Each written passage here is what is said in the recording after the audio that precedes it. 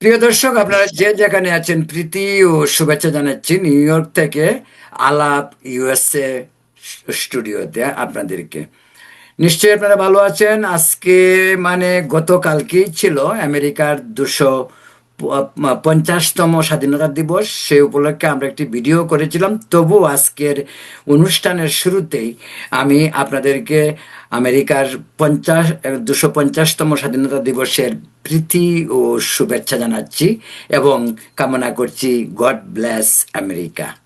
প্রিয় দর্শক, আজকে আমাদের সঙ্গে রয়েছেন আলাপ অনুষ্ঠানে নিউ ইয়র্কের বাংলাদেশের বৃহত্তম ব্যাংক সোনালী ব্যাংক, তারই একটি অঙ্গ সংগঠন বলতে যেটা বলতে চাচ্ছি সেটা হলো এক সাবসিডারি অর্গানাইজেশন, যেটি সোনালী এক্সচেঞ্জ লিমিটেড ইঙ্ক নামে পরিচিত এই কর্পোরেশন।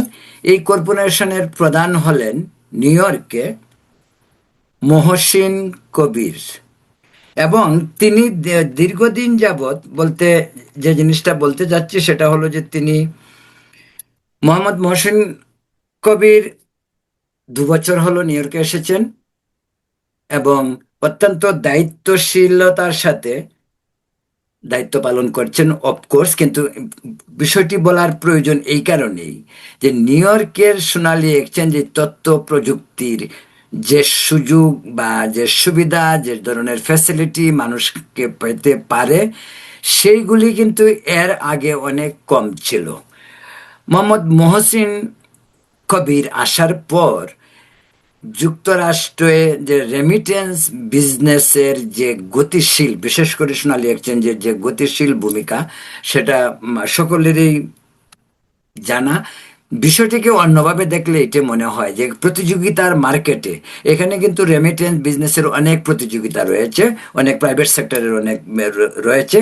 যদিও বাংলাদেশি যারা নাগরিক, বিশেষ করে যারা সরকারি প্রতিষ্ঠানের উপর আস্থা রাখে সবচেয়ে বেশি নিরাপত্তার জনিত কারণে, তাদের উপর নির্ভরশীল সোনালী এক্সচেঞ্জ উত্তরোত্তর তাদের পরিধি বিস্তার করছে, এ ব্যাপারে কোনো সন্দেহ নেই।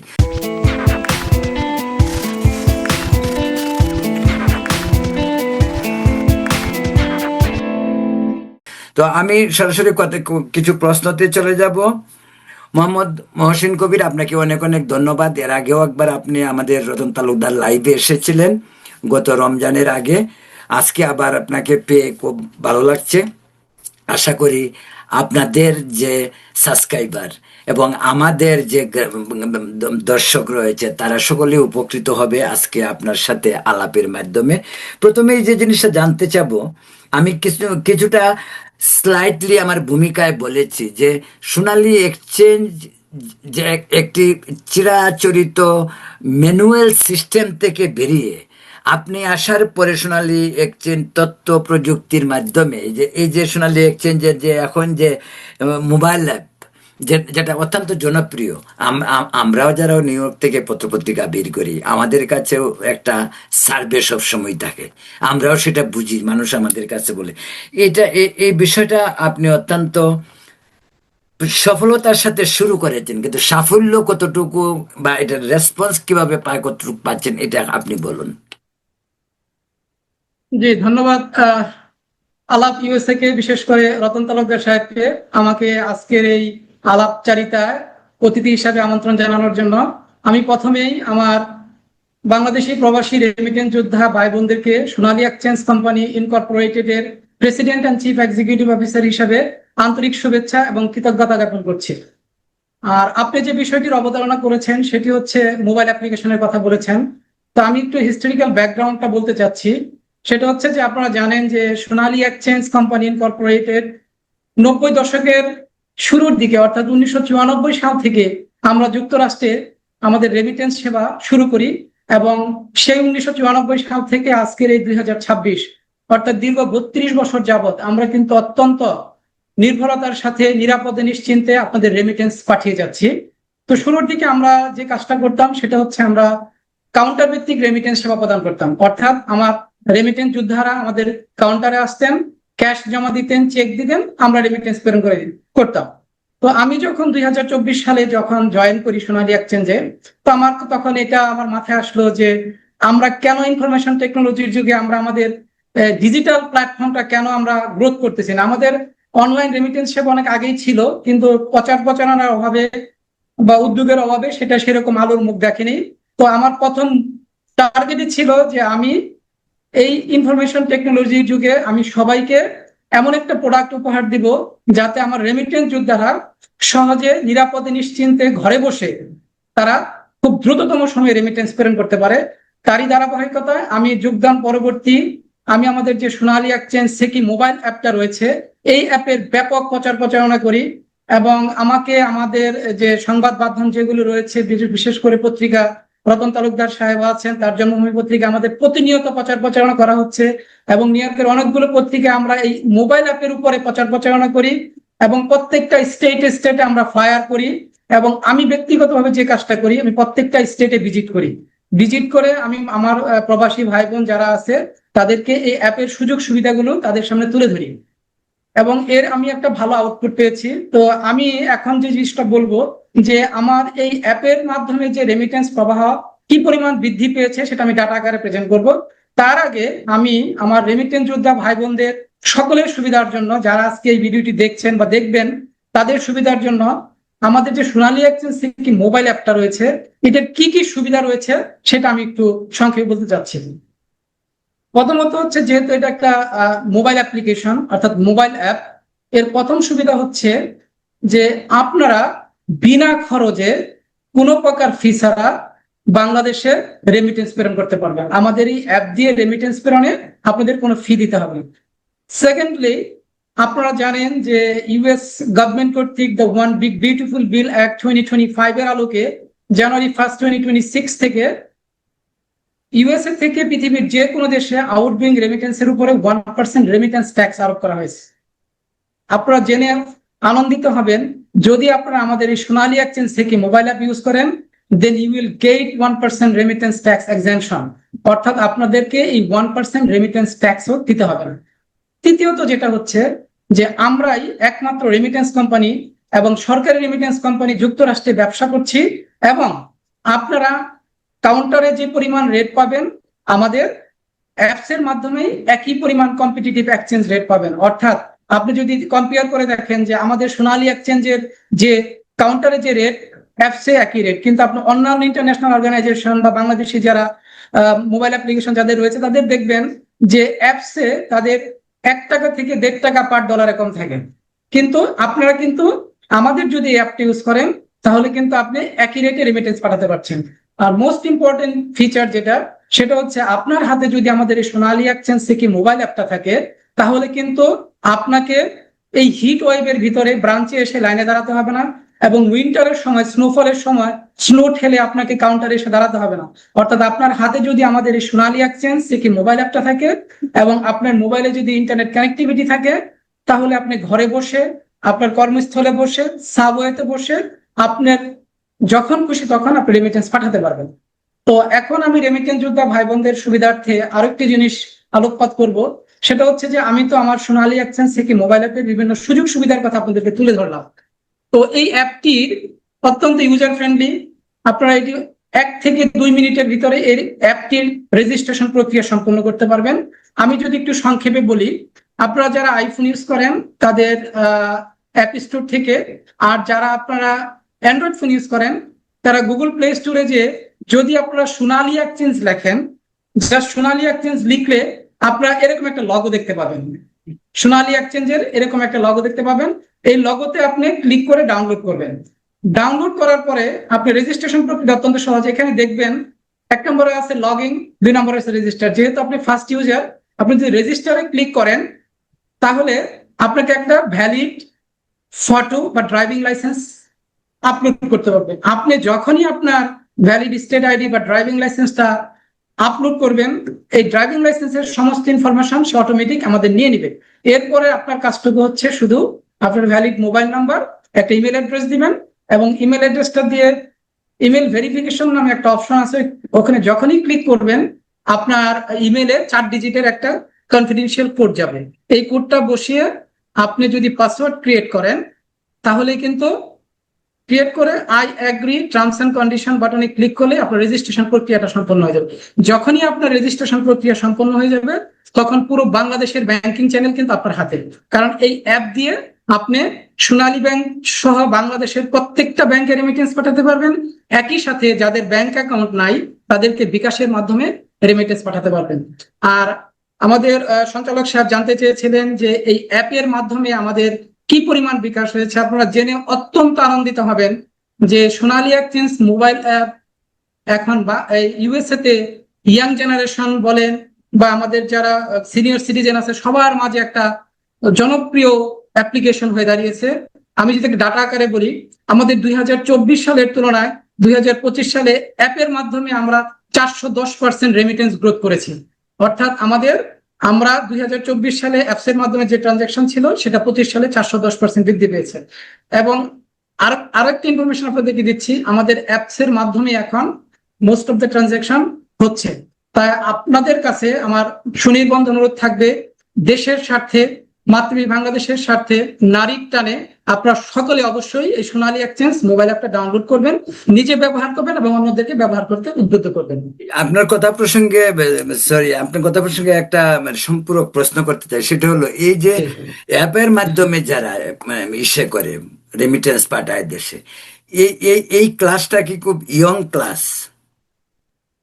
এটা হচ্ছে ইয়াং ক্লাস, মানে আমি আরেকটা জিনিস বলি যে ইয়াং প্লাস সিনিয়র সবাই ইউজ করতেছে। হ্যাঁ, সবাই ইউজ করে, কিন্তু ইয়াং যারা খুব বেশি যে ইয়াং এরকম না। আপনারা জানেন যে এখানে যারা প্রবাসী আছেন, যারা এখানে যারা বর্ন হয়েছেন, তাদের কিন্তু বাংলাদেশের প্রতি ওইরকম ফিলিংস বা তারা ওরকম বুঝেও না। এখানে হচ্ছে 45 অ্যাবাভ যারা, তাদের কিন্তু বাংলাদেশে রেমিটেন্স পাঠানোর প্রবণতা সবচেয়ে বেশি 45 প্লাস, এবং এরাই সবচেয়ে বেশি ইউজ করতেছে। ইউনিভার্সিটি স্টুডেন্ট, ইউনিভার্সিটি প্রফেসর এবং বিভিন্ন বহুজাতিক কোম্পানিতে জব করে বা US citizen, green card holder, even non alien worker যারা আছে, সকলেই আমাদের অ্যাপটি ইউজ করতেছেন। কিন্তু এখানে একটি প্রশ্ন বলতে চাই, আপনি যেহেতু প্রসঙ্গটা বলছেন সেজন্য জানার জন্য বললাম। সেটা হলো যে কোন স্টুডেন্টরা বয়স তো ধরেন এরকম, এখানে যারা পড়াশোনা করতে আসে তাদের বয়স কত, 20 থেকে 25-এর ভিতর, তাই না? তো এই 20 এবং 25-এর ভিতর ওরা কি আপনাদের মাধ্যমে কোনো ধরনের হেল্প, টাকা আনার তো বোধহয় প্রশ্নই উঠে না, কিন্তু এখান থেকে ওরা কি পয়সা টয়সা পাঠায়? হ্যাঁ, আমাদের এখানে যারা স্টুডেন্ট আছে তারা রেমিটেন্স পাঠায়। কারণ হচ্ছে আমাদেরকে বিভিন্ন স্টেট থেকে আমাদের ফোন দেয়।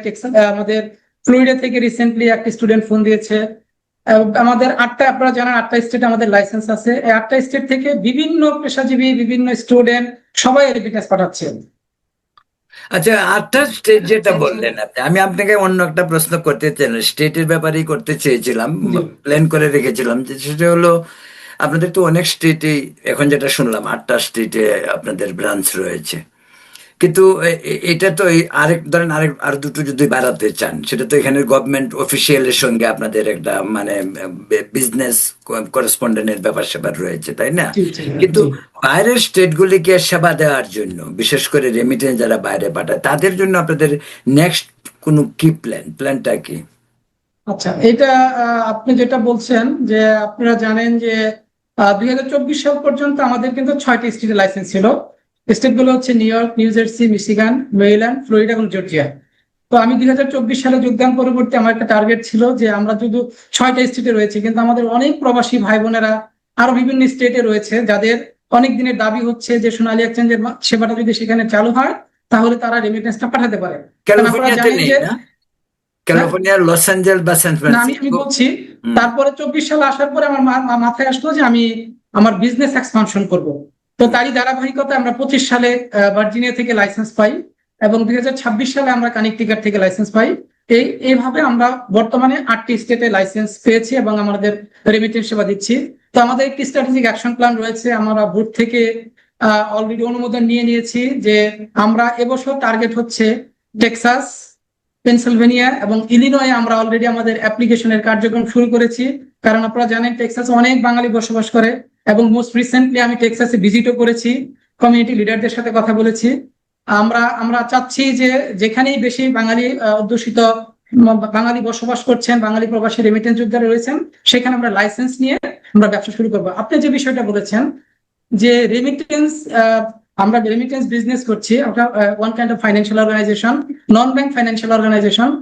আপনারা জানেন যে ইউএস এর রুলস রেগুলেশন কিন্তু very stringent compare to other countries of the world. Yeah, we know. কারণ হচ্ছে এখানে আমরা যখন লাইসেন্স করতে যাই আমাদের কিন্তু অনেক চড়াই উতরাই পার করতে হয়, আমাদের বিভিন্ন এক্সামিনেশন হয়, আমাদের বিভিন্ন কোয়ারি আসে। তো আমরা সাকসেসফুলি 2টা স্টেট থেকে লাইসেন্স পেয়েছি। আমরা এবছর 3টা টার্গেট দিয়েছি, পর্যায়ক্রমে আমরা বাড়াবো। আমরা হোপফুল যে আমরা এবছর আরো 2 থেকে 3টা লাইসেন্স পাবো এবং বাঙালি কমিউনিটিকে সেবা দিতে পারবো। একটা বিষয় জানতে চাই, সেটা হলো যে নিউ ইয়র্কে আপনি জানেন যে নিউ ইয়র্ক থেকে অনেক বাঙালি আপস্টেট নিউ ইয়র্ক, বিশেষ করে বাফালো, এই সমস্ত এলাকায় চলে গেছে। বাফালোতে এখন একটা ডেমোগ্রাফি চেঞ্জ হয়ে গেছে সেখানে, যে যে পজিশন ছিল আজ থেকে ধরেন 3-4 বছর আগে, বিশেষ করে করোনা প্যান্ডামিকের পর নিউ ইয়র্ক থেকে বহু লোক ওই বাফালোতে মুভ করেছে, অনেকে বাড়ি কিনেছে, তুলনামূলক সস্তা জীবনযাপন, আর একটু ইজি নিউ ইয়র্কের চেয়ে। তো বাফালোতে তো আপনাদের কোনো ব্রাঞ্চ নেই এখন পর্যন্ত? না, বাফেলোতে আমাদের কোনো ব্রাঞ্চ নেই, কিন্তু আমরা বাফেলোতে ব্রাঞ্চ খোলার জন্য সব ধরনের উদ্যোগ গ্রহণ করেছি। আমাদের সোনালী এক্সচেঞ্জের পরিচালনা পর্ষদ এবং সোনালী ব্যাংকের পরিচালনা পর্ষদ অলরেডি আমাদের অনুমোদন দিয়েছেন। আমরা বাংলাদেশ ব্যাংকে চিঠি দিয়েছি, বাংলাদেশ ব্যাংকের অনুমোদনের আশায় আছি। বাংলাদেশ ব্যাংক থেকে অনুমোদন পেলে তারা কিছু কোয়ারি করেছে আমাদেরকে, আমরা কোয়ারির জবাব দিচ্ছি। আমরা বাংলাদেশ ব্যাংক থেকে অনুমোদন পাওয়ার পরে আমরা আশা করছি যে বাফেলোতে দ্রুত একটি ব্রাঞ্চ খুলে প্রবাসী ভাই বোনদের রেমিটেন্স সেবা দিতে পারবো। আমি একটা স্পর্শকাতর, আমার কাছে স্পর্শকাতর নয়, কিন্তু হয়তো ব্যাংকিং সেক্টরে যারা আপনারা যারা জড়িত, আপনাদের জন্য বিষয়টা স্পর্শকাতর হইতে পারে, যে হুন্ডি বিজনেস। হুন্ডি কিন্তু খুব পপুলার বিজনেস এবং আপনাদের প্রধান এনিমি কিন্তু হুন্ডি। যদি আমি এটাকে ওইভাবে বিবেচনা করি যে এটা তো অ্যাকচুয়ালি কালো টাকা, বা এটা একটা কালো হাত দিয়ে যায়, যেটা নিয়ে বিস্তর আলোচনা সর্বত্র, সেটা হোক অফিসিয়াল সেক্টরে হোক, মানে হোক প্রাইভেট সেক্টরে, সব জায়গাতে এটা নিয়ে খুব আলোচিত। বিশেষ করে আমরা এখানে আরো বেশি আলোচিত এই কারণে যে বাংলাদেশি যারা আমেরিকা বা অস্ট্রেলিয়া, ইউরোপ বা মিডল ইস্টে, তারা কিন্তু বাংলাদেশে পয়সা পাঠানোর ব্যাপারে তাদের কিন্তু একটি দেশ, শুধু যে পয়সা পরিবারকে পাঠানো তা না, সেখানে একটি দেশপ্রেমের একটু স্পৃহাও সেখানে জড়িত থাকে কিন্তু কম বেশি। নিরাপত্তা Exactly. ইস্যুটা অবশ্যই আছে, কিন্তু আমি মনে করি দেশপ্রেমটাও একটা বিষয়। দেশে যদি স্থিতিশীল রাজনৈতিক পরিস্থিতি হয়, দেশে যদি স্টেবল সোসাইটি সে করে রান করে, তখন মানুষও ইন্টারেস্ট হয়। কিন্তু আমার প্রশ্নটা এটা না, প্রশ্নটা হলো যে হুন্ডি কিন্তু অনেক প্রাইভেট ইসের থেকে হয়, এবং এমনকি আমরা অনেক কিছু জানি, কিন্তু আমরা আপনাদেরকেও বলি না বা বলতে চাই না, কারণ এইগুলির এই যে কালো টাকার যে লেনদেন, এর তো কোনো প্রমাণ থাকে না, তাই না? ইনভেস্টিগেশন রিপোর্ট আমরা করতে পারি বা হয়, হবে না কেন, হবে। কিন্তু এর পরেও আমি যেটা বলতে চাই যে সেটা হলো যে আপনাদের জন্য সবচেয়ে বড় চ্যালেঞ্জ হলো হুন্ডি। এই বিষয়ে আপনাদের মানে আমি আপনার রিয়াকশনটা জানতে চাই যে কি চিন্তা করেন। আচ্ছা, আপনি অত্যন্ত গুরুত্বপূর্ণ একটি বিষয়ের উপস্থাপন করেছেন, সেটি হচ্ছে হুন্ডি। আপনারা জানেন যে হুন্ডি, আমি যদি খুব সংক্ষেপে বলি আমার প্রবাসী ভাই বোনদের সুবিধার জন্য, তাদের বোঝার জন্য, যেহেতু আমি একজন certified anti money laundering specialist, তাই আমি অত্যন্ত সংক্ষেপে একটা উদাহরণ দিয়ে এই হুন্ডিটা কি, হুন্ডির নেগেটিভ ইম্প্যাক্টটা কি, সেটা একটু বোঝানোর চেষ্টা করব। হুন্ডি হচ্ছে মূলত একটি ইল্লিগাল চ্যানেল। এই ইল্লিগাল চ্যানেলের মাধ্যমে মানুষ যখন বৈধ চ্যানেলটাকে উপেক্ষা করে তার প্রপার আইডেন্টিফিকেশন, প্রপার ডকুমেন্টেশন ব্যতি রেখে যখন অবৈধ চ্যানেলের মাধ্যমে অর্থের স্থানান্তর করে, তখন সেটা হুন্ডি হয়। যদি আমি হিস্ট্রিক্যাল ব্যাকগ্রাউন্ড বলি, এই যে হুন্ডিটার শব্দের উৎপত্তি হয়েছে হাওয়ালা থেকে। যখন ব্যাংকিং চ্যানেল ছিল না, ব্যাংকিং চ্যানেলের আগের থেকেই এই ইলিগাল মানি ট্রান্সফার সিস্টেম ছিল বা ইলিগাল ভ্যালু ট্রান্সফার সিস্টেম ছিল। তখন কি ছিল? হাওলাদার ছিল। ধরেন ইউএসএ তে একজন এজেন্ট আছে, হি ইজ কল্ড হাওলাদার, এবং তার একজন এজেন্ট আছে বাংলাদেশে, হি ইজ অলসো কল্ড হাওলাদার বা এজেন্ট। তখন কি করতো যে ইউএসএ একজন রেমিটেন্স প্রেরণ করবে অবৈধভাবে, এই হাওলাদারের কাছে কিছু ধরেন $2000 দিল। এই ডলারটা কিন্তু তখন সে, এই যে বাংলাদেশ ইউএস হাওলাদার যিনি এজেন্ট যিনি আছেন, তিনি বাংলাদেশের এজেন্টকে ফোন করে একটা কোডের মাধ্যমে একটা কোড দিয়ে দিত বা একটা ইনফরমেশন দিয়ে দিত যে এর সমপরিমাণ বাংলাদেশি টাকা তুমি তার বাসায় পৌঁছে দাও অথবা অ্যাকাউন্টের মাধ্যমে দাও। এই যে দেখেন, এই যে টাকাটার আমরা এখানে ডলার রিসিভ করতেছে একজন ব্যক্তি, আর বাংলাদেশ থেকে দিয়ে দিচ্ছে টাকা, এটা কিন্তু রেমিটেন্স না, এটা কিন্তু ইল্লিগাল মানি ট্রান্সফার। কারণ আপনার যে ডলারটা এখানে ইউএসএ তে জমা দেওয়া হচ্ছে, এই ডলারটা কোনোভাবেই বাংলাদেশের ইকোনমিতে হিট করছে না, কারণ সে ডলারটা এখানে থেকে যাচ্ছে এবং বাংলাদেশ থেকে সে টাকাটা দিয়ে দিচ্ছে। This is one kind of predicate offence according to anti money laundering rules and regulation. এটা এই প্রেডিকেট অফেন্সের মাধ্যমে যখন আপনার টাকাটা বাংলাদেশে যাচ্ছে, তাহলে আমার প্রবাসী ভাই বোনরা, আর মানি লন্ডারিংটা বিভিন্ন ভাবে হয়, তিনটা উপায়ের মাধ্যমে হয়: প্লেসমেন্ট, লেয়ারিং, ইন্টিগ্রেশন। এই তিনটা প্রক্রিয়ার মাধ্যমে মানি লন্ডারিংটা হচ্ছে। আমরা আসি যেহেতু আপনি হুন্ডির কথা বলছেন, স্পেসিফিক ভাবে বলি, এই যে হুন্ডির মাধ্যমে আমার প্রবাসী ভাই, যিনি তার কষ্টার্জিত হার্ড অ্যান্ড ডলারটা, এই যে তার আইডেন্টিটি হাইড করে, তার রিপোর্টিং হাইড করে রেমিটেন্স পাঠালো, তার ব্যক্তি জীবনে, সমাজ জীবনে, রাষ্ট্রীয় জীবনে কি নেগেটিভ ইম্প্যাক্ট করে সেটা আমি একটু উদাহরণ দিয়ে বোঝাই। ধরেন একজন প্রবাসী এক্স হুন্ডির মাধ্যমে বাংলাদেশে টাকা পাঠালো 2000 করে, সে $50,000 বাংলাদেশে পাঠিয়েছে, সমপরিমাণ টাকা হচ্ছে 60 লাখ টাকা। এখন দেখেন, সে কিন্তু এখানে ডলার দিয়েছে, বাংলাদেশ থেকে সে টাকাটা পেয়েছে। এখন এই যে 60 লাখ টাকা বিকামস ব্ল্যাক মানি। এটা কিন্তু আপনি যখন অবৈধ চ্যানেলে পাঠাচ্ছেন, এটার আপনার কোনো প্রমাণ নাই, কারণ আপনি যিনি হুন্ডি ব্যবসায়ী, সে আপনাকে কোনো ফাইন্যান্সিয়াল ডকুমেন্ট দিতে পারবে না, মানি রিসিপ্ট দিতে পারবেন না, এবং আপনি নিজেকে প্রমাণ করতে পারবেন না যে আপনি ইউএসএ থেকে ডলার আর্ন করে বাংলাদেশে প্রেরণ করেছেন। বাংলাদেশে যে টাকাটা আপনার গেল, সেটা ব্ল্যাক মানিতে রূপান্তরিত হলো। এখন ধরেন ওই টাকা দিয়ে আপনি অ্যাসেট কিনলেন, একটা ফ্ল্যাট কিনলেন বা আপনি জমি কিনলেন। এখন যদি কোনো কারণে আপনার বিপক্ষে ইনভেস্টিগেশন হয় বা আপনার পিছন থেকে যদি কেউ ইনফরমেশন দিয়ে দেয়, তাহলে you will fall in danger. কিভাবে? ধরেন আপনাকে এনবিআর ব্যাখ্যা তলব করলো যে তুমি এই প্রপার্টি কিনেছো 60 লাখ টাকা দিয়ে, এই টাকাটা কোথেকে আসছে। এখন তখন যদি আপনি বলেন আমি আমেরিকা থেকে টাকা পাঠাইছি, আপনাকে যদি কোনো প্রমাণ দিতে পারবে, আপনি কিন্তু কোনো প্রমাণ দিতে পারবেন না। তার মানে কি, আপনি কিন্তু ব্যক্তি জীবনে মারাত্মকভাবে ক্ষতিগ্রস্ত হচ্ছেন, আপনার পরিবার ক্ষতিগ্রস্ত হচ্ছে। এবং মোস্ট ইম্পর্টেন্টলি, এই যে আপনি 60 লাখ টাকা বাংলাদেশে পাঠালেন, এটা বাংলাদেশের ফরেন কারেন্সিতে যাওয়ার কথা ছিল, বাংলাদেশ সরকার কিন্তু এটা থেকে বঞ্চিত হচ্ছে। আর এভাবে করে আপনার যারা নিজেকে মানে আইডেন্টিটি হাইড করে হুন্ডির মাধ্যমে হয়তো 50 পয়সা বা 60 পয়সা লাভের আশা বাংলাদেশে রেমিটেন্স পাঠাচ্ছেন, it is definitely increase the crime and corruption in Bangladesh. এবং আমাদের বাংলাদেশে ক্রাইম করাপশন বাড়াচ্ছে, একইভাবে বাংলাদেশের রেপুটেশনাল রিস্ক হচ্ছে। যদি এটা ধরেন, আপনারা জানেন যে ইউএসএ ফিনসেন আছে, ফাইন্যান্সিয়াল ক্রাইম এনফোর্সমেন্ট নেটওয়ার্ক, ওফেক আছে। ওফেক কি করে? যদি কোনো দেশে মাইনর এন্ড টেররিস্ট ফাইন্যান্সিং হয়, তাহলে তাদের উপরে স্যাংশন জারি করে। বাংলাদেশ কিন্তু স্যাংশনের মুখোমুখি হতে পারে, এবং ফরেন ইনভেস্টমেন্টটাও আমাদের বাংলাদেশে কিন্তু স্থমিত হয়ে যাচ্ছে। তাই আমি আমাদের রেমিটেন্স যোদ্ধা ভাইদেরকে বলবো যে 10 পয়সা, 20 পয়সা, 50 পয়সার আশা করা কখনোই ইলিগাল চ্যানেলে যাবেন না, বৈধ চ্যানেলের মাধ্যমে বাংলাদেশে রেমিটেন্স পাঠাবেন। নিজেকে সেফ রাখবেন, দেশকে সেফ রাখবেন। এক্সকিউজ মি, আপনাকে অনেক অনেক ধন্যবাদ। আমার সর্বশেষ একটি প্রশ্ন রয়েছে। প্রিয় দর্শক, আপনারা নিউ ইয়র্ক থেকে আলাপ অনুষ্ঠান দেখছেন, সঙ্গে রয়েছেন মোহাম্মদ মহসিন কবির। তিনি নিউ ইয়র্কের সোনালী এক্সচেঞ্জের সিইও এবং প্রেসিডেন্ট, সোনালী এক্সচেঞ্জ নিউ ইয়র্ক ইঙ্কের। আপনাকে অনেক ধন্যবাদ। আপনাকে আমি একটা সর্বশেষ প্রশ্ন যেটা করতে চাই, সম্প্রতি আপনাদের সম্মানিত চেয়ারম্যান সাহেব ঘুরে গেলেন, আমি যতটুকু খবর রাখি। উনি এই যে আপনাদের সোনালী এক্সচেঞ্জের উত্তর আমেরিকার যে কর্মকাণ্ডে, তা উনি কতটুকু happy, number one. Number two, আরো কিভাবে কি করা যেতে পারে সেই ব্যাপারে কি আপনাদেরকে কোনো পরামর্শ বা ফিউচার আরো নতুন কোনো প্ল্যান, এরকম কোনো কিছু আলোচনা আছে কিনা? জি, ধন্যবাদ। হ্যাঁ, আপনি যথার্থই বলেছেন যে আমাদের সোনালী ব্যাংক বাংলাদেশের পরিচালনা পর্ষদের চেয়ারম্যান এবং সোনালী এক্সচেঞ্জ কোম্পানি ইনকর্পোরেটেড যুক্তরাষ্ট্রের সম্মানিত চেয়ারম্যান জনাব মোহাম্মদ মাহবুবুর রহমান সম্প্রতি ব্যবসায়িক কাজে যুক্তরাষ্ট্র সফর করেছেন।